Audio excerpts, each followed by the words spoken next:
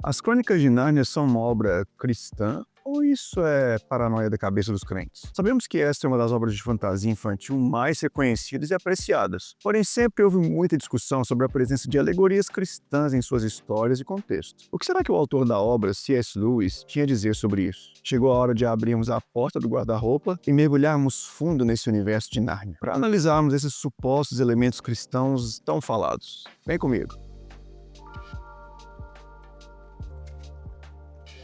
A série As Crônicas de Nárnia, escrita por C.S. Lewis, é uma obra de fantasia infantil amplamente reconhecida. A obra completa possui 7 livros, mas grande parte do público conhece a obra apenas pelos 3 filmes lançados pela Disney. Sua narrativa envolvente e personagens memoráveis cativaram leitores de todas as idades por décadas. Muitos leitores e críticos identificaram paralelos entre os eventos, personagens e temas de Nárnia e os princípios e histórias do cristianismo. Inclusive, a popularidade duradoura da série pode ser parcialmente atribuída à ressonância dos temas cristãos com um público amplo, tanto religioso quanto secular. Antes de falarmos um pouco, então, sobre as alegorias cristãs presentes em cada um dos 7 livros, é importante nós sabermos o que o autor tinha a dizer sobre isso. C.S. Lewis foi um cristão anglicano, erudito em literatura, professor universitário e amigo muito próximo de Tolkien, autor de Senhor dos Anéis. Lewis muitas vezes argumentou que as Crônicas de Nárnia não eram uma alegoria cristã. Ele preferia escrever como suposições. Para ele, uma alegoria é uma história onde cada personagem e evento representa diretamente uma ideia abstrata ou uma figura real, como em O Peregrino de John Bunyan, onde desespero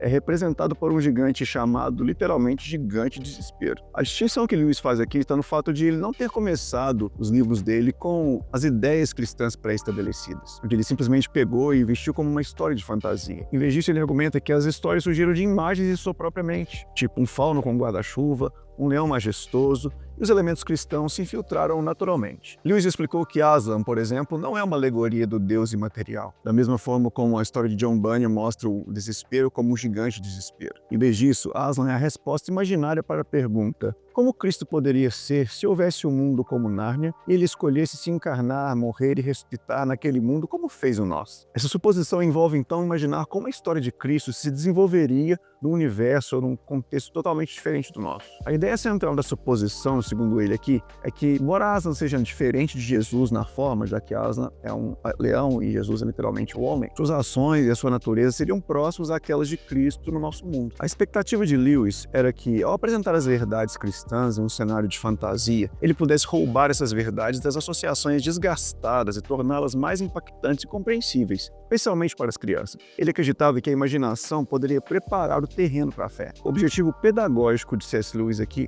era tornar a essência da história cristã mais vívida, utilizando aqui o poder da narrativa para alcançar os seus corações e suas mentes. Vamos conhecer então essas alegorias cristãs presentes em cada um dos 7 livros da série de As Crônicas de Nárnia. Mas antes, é claro, eu não posso deixar de pedir você para deixar aqui o seu like se você assistiu o vídeo até aqui e está gostando. E caso você se interesse por esse diálogo de cultura pop e fé, eu tenho certeza que você não vai se arrepender de deixar também a sua inscrição aqui nesse canal, porque tem muitos vídeos legais aqui sobre essa temática, eu tenho certeza que você vai curtir.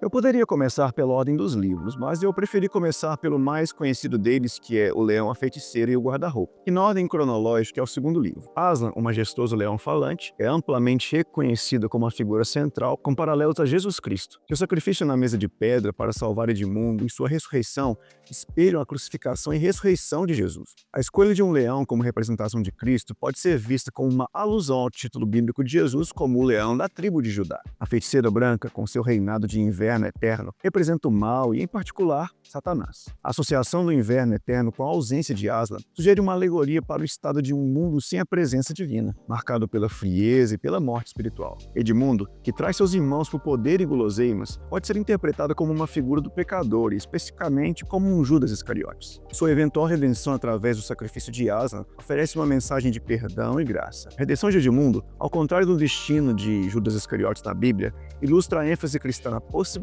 de perdão e transformação para todos os que se arrependem. A mesa de pedra, onde Aslan é sacrificado, simboliza o altar do sacrifício e, por extensão, a cruz de Cristo. Sua quebra após a ressurreição de Aslan pode representar o fim da antiga lei e o advento de uma nova era de graça. As referências aos humanos como filhos de Adão e filhas de Eva estabelecem uma conexão direta com a narrativa bíblica da criação e da queda. A chegada do Papai Noel com a partida do inverno representa a chegada da esperança e da alegria, que podem ser associadas ao nascimento de Cristo. A batalha final entre as forças de Aslan e da Feiticeira Branca representa a luta entre o bem e o mal, culminando na vitória do bem, um tema central na teologia cristã. Este é, sem dúvida, o livro que contém a maior parte dessas referências cristãs.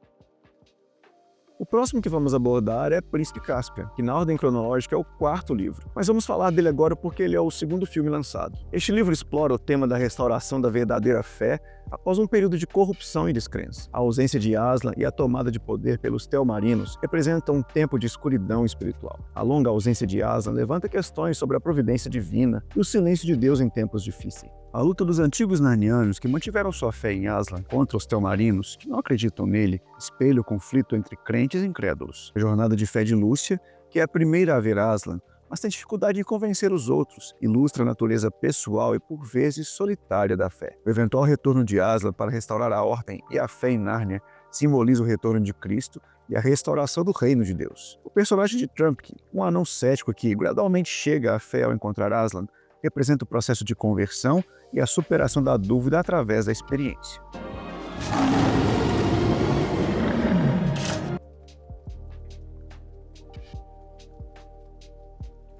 A Viagem do Peregrino da Alvorada é o quinto livro da série que deu origem ao terceiro filme e conta a história da viagem marítima em busca do país de Aslan, que pode ser vista como uma alegoria da jornada espiritual do cristão em direção ao céu. Cada desafio enfrentado pelos viajantes representam diferentes aspectos da vida cristã, como tentação, crescimento espiritual e a busca pela verdade. A metáfora da viagem como jornada espiritual é um tema muito comum na literatura cristã. A transformação de Eustáquio, de um menino egoísta e desagradável, em alguém mais amável e corajoso, que envolve a remoção de sua pele de dragão por Aslan, é uma poderosa alegoria da redenção e do novo nascimento através de Cristo. O ato de Aslan pode ser comparado ao batismo e à purificação do pecado. A imagem de Aslan removendo a pele do dragão de Eustáquio com suas garras sugere a natureza dolorosa, mas necessária, a confrontação com o pecado e a transformação espiritual. A busca pela terra de Aslan, localizada no extremo leste, representa o desejo do cristão pelo céu e pela presença de Deus.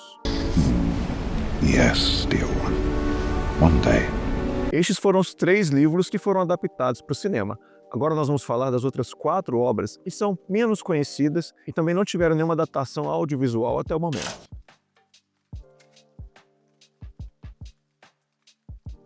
O Sobrinho do Mago é o primeiro em ordem cronológica e narra a criação de Nárnia pelo canto de Aslan. Claro, paralelo com a criação do mundo descrito em Gênesis. O surgimento da luz, as estrelas, a terra e dos seres vivos, através da palavra de Aslan, ecoa a narrativa bíblica. A criação através da música ou do canto pode ser vista como uma metáfora para o poder da palavra de Deus na criação. A entrada do mal em Nárnia com a chegada de Jades, a feiticeira e sua tentação a Diggory com a maçã do jardim, espelham a tentação de Adão e Eva no jardim do Éden e a introdução do pecado no mundo. Aslan é apresentado como o criador todo-poderoso e o legislador amoroso de Nárnia.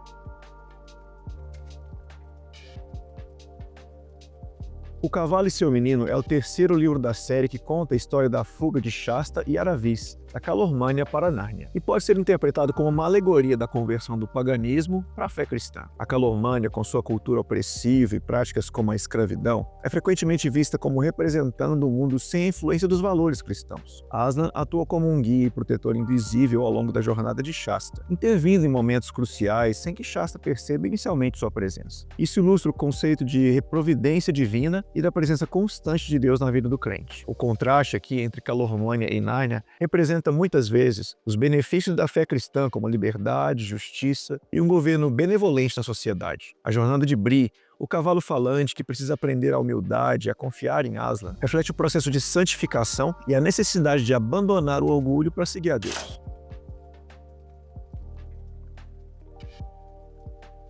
A Candeia de Prata é o sexto livro e conta sobre a busca pelo príncipe Hylian, no mundo subterrâneo governado pela Bruxa Esmeralda, que representa a luta contínua contra as forças do mal e da escuridão. O mundo subterrâneo aqui pode ser interpretado como uma metáfora para o inferno e da própria alienação espiritual. Os 4 sinais dados por Aslan a Eustáquio e Gil para guiá-los em sua missão podem ser vistos como paralelos aos mandamentos de Deus. E o esquecimento desses sinais leva a perigos e dificuldades. A cadeira de prata que prende Hylia sob o feitiço da bruxa simboliza o cativeiro do pecado e da ilusão. A libertação de Hylia representa a libertação do poder do mal e do pecado pela intervenção divina. A importância de seguir a verdade ao invés de ser levado pelas aparências ou pela manipulação é um tema que ressoa muito com a mensagem cristã. O personagem de brejeiro, pessimista, mas leal, demonstra uma fé firme em Aslan, mesmo em face da dúvida e do desespero, servindo como um exemplo de perseverança e fé.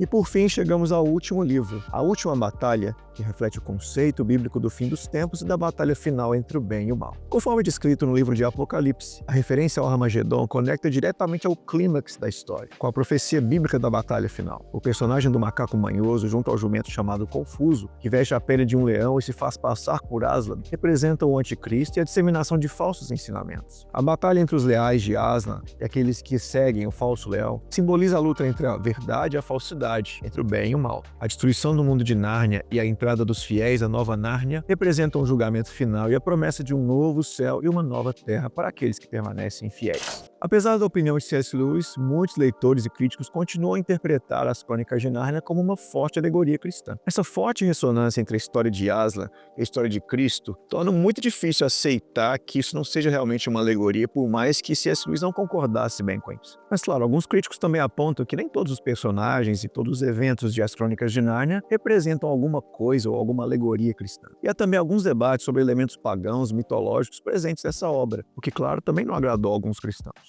No entanto, Lewis via essas mitologias como boas fábulas que poderiam preparar as pessoas para a fé cristã. A visão de Lewis sobre a mitologia pagã como um possível vestígio cristão reflete uma abordagem teológica inclusiva que busca uma conexão entre crenças diferentes. Se você só conhece as Crônicas de Nárnia pelos filmes, eu vou deixar aqui do lado a ordem cronológica dos livros para você dar uma conferida. Caso você queira pausar o vídeo para tirar print da tela, você pode fazer isso também, mas eu vou deixar também na descrição aqui embaixo. E caso você tenha interesse, para facilitar, você não precisa comprar os 7 livros, você pode ler o compêndio, né? E essa obra aqui tem os 7 livros já na ordem cronológica, é um livrão para você dar uma olhada e você com certeza encontra aí nas lojas de livros, tanto online quanto físicos. As Crônicas de Nárnia são ricas em alegorias e simbolismos que ressoam com os princípios e narrativas do cristianismo. Apesar de C.S. Lewis dizer que sua obra era apenas uma exploração imaginária de como a história de Cristo poderia se desenrolar em um mundo diferente, sua intenção era apresentar as verdades cristãs de uma maneira nova e acessível, especialmente para as crianças, roubando-as das associações religiosas convencionais através do poder da fantasia. Sendo alegoria ou não, a influência dos temas cristãos nessa obra é inegável e contribui com certeza de forma inegável e impactante nas reflexões sobre fé, moralidade e o poder redentor do amor e do sacrifício. Assim como acontece na saga Harry Potter, que eu explico melhor nesse vídeo que estou deixando aqui do lado para vocês, e também nesse outro aqui embaixo, onde eu falo sobre a figura de Cristo presente nos grandes magos da cultura pop. Se você assistiu até aqui, não se esqueça de deixar o seu like. Um abraço para vocês, até o próximo vídeo. Tchau, tchau.